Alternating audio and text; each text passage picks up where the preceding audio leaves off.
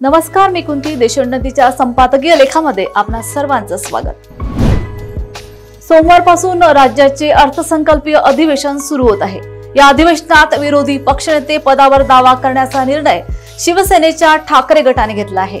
अर्थात विरोधी पक्षनेते पदाला मान्यता देण्याचा निर्णय विधानसभा अध्यक्षांनी घेतला तरच या दाव्यात काही दम असेल.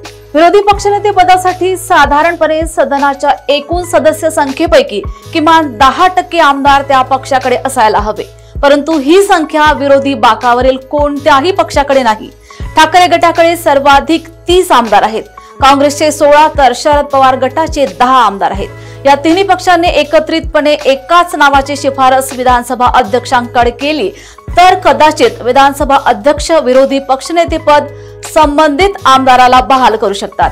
परंतु शरद पवार गट आणि काँग्रेस हे दोन्ही पक्ष शिवसेनेच्या उमेदवाराला समर्थन देतील का, हा खरा प्रश्न आहे. विधान परिषदेतील विरोधी पक्षनेतेपद आधीच ठाकरे गटाकडे आहे, त्यामुळे काँग्रेसच्या पदाच्या मोबदल्यात विधानसभेत ठाकरे गटाला पाठिंबा देण्याची सौदेबाजी करू शकते.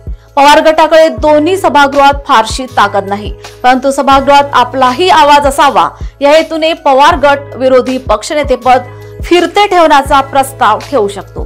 त्यातही पुढचे काही सांगता येत नसल्याने या फिरत्या चक्रात आधी आपला क्रम असावा असा आग्रह पवार गट धरू शकतो. तुर्तास तरी ठाकरे गटाचे पारडे जड दिसत आहे. दुसरीकडे सत्ताधारी युती देखील या मुद्द्यावरून विरोधकांमध्ये दुफळे निर्माण करता येते का याची चाचपणी करीत असेलच. शिवाय ठाकरे गटातही या पदासाठी किमान 3 तगडे दावेदार आहेत. या स्पर्धेतून काही राजकीय गणिते फिरू शकतात का याचीही चाचपणी होईलच. थोडक्यात ही स्पर्धा पुन्हा एकदा विरोधी आघाडीची परीक्षा पाहणारे ठरत आहे. अशाच घडामोडी व अपडेट्ससोबत संपादकीय लेखामध्ये पुन्हा भेटूया. नमस्कार.